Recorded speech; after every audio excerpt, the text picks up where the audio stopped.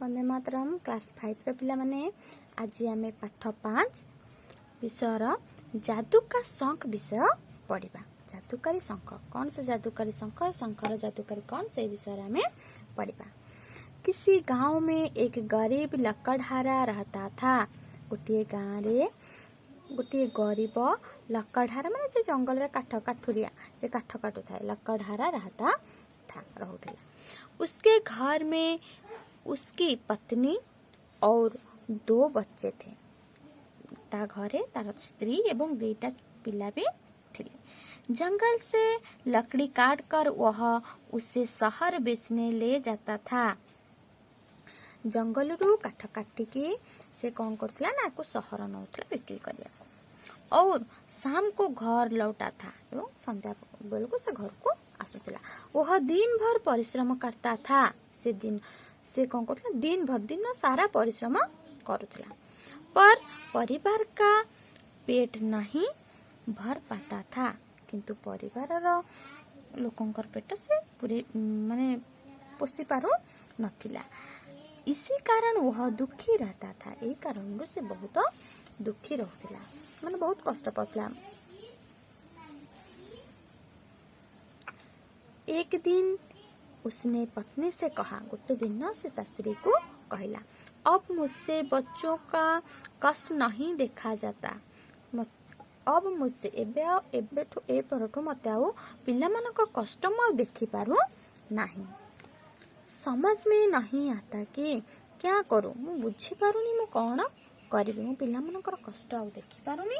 मु किछि उपाय बुझी पारुनी। मु कोन करिले मु पिलामानक दुख को मु दूर करि पारिबि। उसकी चतुर पत्नी ने उसको धीरज बंधाते हुए कहा। तार स्त्री बहुत चालाक। से ताको कहला धीरज माने कौन धैर्यर सहित बा सांत्वना देकी कहला, हिमालय पर्वत पर बड़े बड़े सिद्ध महात्मा रहते हैं। बड़ा बड़ा साधु महात्मा माने रहउचंते। मेरी मानो तो वहां चले जाओ। मो कथा माने के सेठा को जाओ। यदि कोई महात्मा मिल जाए तो उसी के पैर पकड़ लेना। यदि को साधु महात्मा मिल जाते तांको पाद धरि नब। पत्नी की बात मानकर लकड़हारा नदी नाले पार करता हुआ हिमालय के निकट पहुंचा। पत्नी की बात मानकर स्त्री कथा मानी लकड़हारा नदी नाले पार करता हुआ नदी नाल पारी होकर हिमालय के निकट पहुंचा। हिमालय पाखरे पहुंचला। फिर उसने पर्वत पर चढ़ना आरंभ किया। तापर से पर्वत चढ़िबा को लागिला। चढ़ते चढ़ते वह बहुत ऊंचाई पर पहुंच गया। चढ़ी चढ़ी से बहुत ऊंचा को गला। पर्वत की चोटियां बर्फ से ढकी थी। अरे पर्वतर ऊपर शीर्ष भाग बहुत ठंडा अनुभव हुए। सेठी बहुत वर्षा जो एटी बहुत बरफ आच्छादित होईची। ठंड से उसकी हड्डी कंपने लगे। थंडारे ता हाड़ सब थंडारे देह हाथ तार शरीर हाड़ सब कंपिबा को लागिला। परंतु वह बिना रुके ऊपर चढ़ता गया। किंतु से अटकिला नहीं। एते बाधा विपत्ति एते कष्ट सही भी सब से अटकिलानी। से ऊपर को चढ़िबा को लागिला। अंत में लकड़हारे को एक महात्मा के दर्शन हुए। शेषरे लकड़हारे को काठुरिया को महात्मा का दर्शन मिला। वह उनके पैर पर गिर पड़ा। से तांको पाद तले पड़गला। महात्मा ने उसे उठाते हुए कहा। महात्मा तांको उठेले एवं कहले, बेटा तुम इतने दुखी क्यों हो? तुम्हें इतने दुखी काहेकी? लकड़हारे कहला, मैं गरीबी से तंग आ गया हूँ। मते कौन है ना ए गरीबपण पे मते बहुत घृणा आसीगलानी। महाराज बच्चों के कष्ट अब मुझसे नहीं देखे जाते। पिलामानकर कष्ट मु देखि पारु नहीं। इसलिए आपके पास आया हूँ। सेथिपाई मु आपनक पाखकु आसीचे।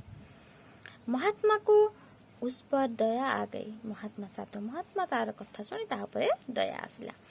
उन्होंने उसे एक शंख दिया। से साधु महात्मा ताको गोटे लकड़हारा को शंख देले और कहा एवं कहले, यह तुम्हारे कष्ट दूर कर देगा। ସିଏ ତମର कष्टକୁ दूर कर दब। नहा धोकर उसकी पूजा करते रहना, यह तुम्हें रोज एक गिनी देगा। ताले साधु जन कहले तमे शंख जेतेले पूजा करिब से तुमको गोटे गोटे रोज एक माने गोटे गिनी गिनी हैला कोन स्वर्णर मुद्रा, स्वर्ण गिनी हैला स्वर्ण सुना, ताले गोटे स्वर्णर मुद्रा से तुमको दब। ताहले यही कथा सुनी कि लकड़हारा कौन करछि, लकड़हारा प्रसन्न हो गया। लकड़हारा कौन होछि ना खुशी हो गला। महात्मा को प्रणाम करके वह तुरंत लौट पड़ा। से साधु जो महात्मा को प्रणाम कला, मुंडिया मारला एवं सेठू बाहरी आसिला। रास्ते में एक रात उसने एक गांव में महाजन के घर में बिताए। राति हो गला, से गोटे गाँव रे महाजन को घरे रहिला। बातों बातों में उसने महाजन को शंख वाली बात बता दी। कथा कथा रे से कौन कला महाजन को शंख कथा कहीदेला। अच्छा पिला माने देख एठी लकड़हारा एते परिश्रम करी जाइथिला, ता परिश्रम कोन वृथा हेछि। साधु महात्मा ताकू आशीर्वाद देले एवं जादू शंखटिए देले। से शंख को आनी कि से ता दुख दूर हो जो बोली से भाबी छि, किंतु बहुत खुशी हो जाइछि। बाटर आसला बेले महाजन को पाखरे अटकी जाइछि। सेठी अटकी कि महाजन को सहित कथा हो हो से सत कथा शंख विषय कथा से ताकू कहि देछि। देखिबा आगु कोन होछि। महाजन के मन में लोभ उत्पन्न हुआ। महाजन जते बेले लकड़हारा पार्टी कथा सुनिले शंख कथा तांको मन में लोभ आसीगला। उसने रात में लकड़हारे का शंख चुरा लिया और उसकी जगह दूसरा रख दिया। से राति रे कौन कले ना लकड़हारा बैग रो से शंख को चुरे की नहीं गले एवं आ गोटे शंख आनिके से जगह रे ता बैग रे रखी दिले। सबेरे जगकर लकड़हारे ने फिर अपनी राह पकड़ी। पुणी सकाळु जतले सकाळ हे गला लकड़हारा उठिला एवं ता रास्ता रे से ता घर को आसे बोली बाटरे आसिला। घर पहुंचकर उसने अपनी पति को शंख के विषय में बताया। घरे पहुंच की से तार स्त्री को से शंख विषय रे कहला। वह बहुत प्रसन्न हुई, से भी बहुत खुशी हो गला। लकड़हारा नहा धोकर शंख की पूजा करने बैठ गया। तापर लकड़हारा से शंखर पूजा रे बसी गला। पूजा करके उसने शंख से गिन्नी मांगी, पर नकली शंख गिन्नी कहाँ से देता। से पूजा कर जितले गिन्नी मागी शंख को सुना सेते बेले शंख आ नकली शंख से कोठू आनिकी दब, सुना कोठू से दब। लकड़हारा को बड़ी निराशा हुई। लकड़हारा कौन होला बहुत दुख प्रकाश कला। लकड़हारे ने सोचा कि महात्मा जी ने उससे धोखा दिया है। लकड़हारा भाविला जे मते महात्मा जनक ठकी देले। उसकी पत्नी ने कहा नहीं, किंतु स्त्री तो बहुत चतुर से कहिला ना, तुम्हारे साथ रास्ते में किसी और ने धोखा किया है। तमे आसीबा बाटे रास्ता रे तम सहित आउ किए तुमको ठकेछि बा धोखा देछि। लकड़हारे ने कहा मैं रात में एक गांव के महाजन के यहाँ ठहरा था। लकड़हारा कहला जे मु राति रे लकड़हारा कहला जे मु राति रे गांव रे महाजन को घरे रही जाइथिली एवं किसी अन्य व्यक्ति से तो मैंने बात भी नहीं किया। महाजन को सहित जा कथा जाओ कहा सहित भी से कथा है नहीं। क्या तुमने महाजन को शंख के बारे में बताया था। लकड़हारा पचार तमे कौन महाजन को से शंख विषय रे पचारिथिला। लकड़हारा पत्नी पचार, उसकी पत्नी ने पूछा, ता पत्नी पचारुछि। लकड़हारे ने कहा, लकड़हारे कहला हाँ बताए तो था, मु तो कही परंतु महाजन शंख नहीं ले सकता। किंतु महाजन शंख नहीं नथिले। वह भला आदमी था, से जने भल मनीष थिले। हाले एठी लकड़हारा बा काठुरियार महाजन प्रति केते विश्वास, से केते विश्वास भरोसा करिछि से महाजन को ऊपर। किंतु महाजन ताकू कौन करिसंदी ठकी देइछंदी, ताकू धोखा देइछंदी। तले ए कथा से पर्यंत जानि पारि नाही, से केते विश्वास और भरोसा करिछि। देखिबा आगु को कौन होउछि। पत्नी सब समझ गई। उसने कहा यदि शंख वापस पाना चाहते हो तो तरकीब से काम लो। ताहले आमे पढ़िथिले लकड़हारा को किपरि महाजन धोखा देछि ताले एई कथा तार स्त्री बुझीगला। उसने कहा से कहिला जदि तमे शंख फेरी पाइबाकू चाहुछ ताहले योजना अनुसार काम कर। उसने लकड़हारे को अपनी तरकीब बता दी। से कौन कला ना तार योजना लकड़हारा को कहला। लकड़हारे की समझ में बात आ गई। एबे काठुरिया को सब कथा बुझीगला। एक सप्ताह बाद यह फिर नदी नाले पार करता हुआ महाजन के दरवाजे पर जा खड़ा हुआ। पुणी गोटे सप्ताह बीतीगला। से नदी नाल पारी होके जाके पुणी महाजन को पाखरे पहुंचला। महाजन उसे देखकर घबरा गया। महाजन काठुरिया को देखिए पूरा डरी गले और चिंतारे पड़ी गले। लकड़हारे ने कहा सेठ जी, काठुरिया कहला सेठ जी जो संग में पहले लाया था वह नकली निकला। कहला महाजन जो शंख मु प्रथमे आनीथिली सेटा नकली थिला। उससे लेकर मैं फिर महात्मा जो जी के पास गया और कहा कि यह तो गिनी देता ही नहीं। से जाइकी जमीदार को कहूँ जे मु नेकी याकू साधु को पाखक गली एवं कहली जे एई शंख तो कौनसी स्वर्ण मुद्रा देउ नहीं। महात्मा जी ने बताया कि ये भूल से नकली शंख दे गए होगे। महाजन जो साधु महात्मा कहले जे मु बोधे भूल रे नकली शंख दे देथिबी। उन्होंने मुझे दूसरा दे दिया। से मते अलका शंख देले। यह मुझे रोज 2 गिनिया देता है। जो शंख की मते प्रतिदिन 2-2टा स्वर्ण मुद्रा देव। घर लौट रहा था।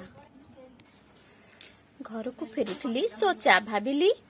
सोचा चिंता कली आपसे भी मिलता चलो टिके आपन सहित भेटी देकी जीवी।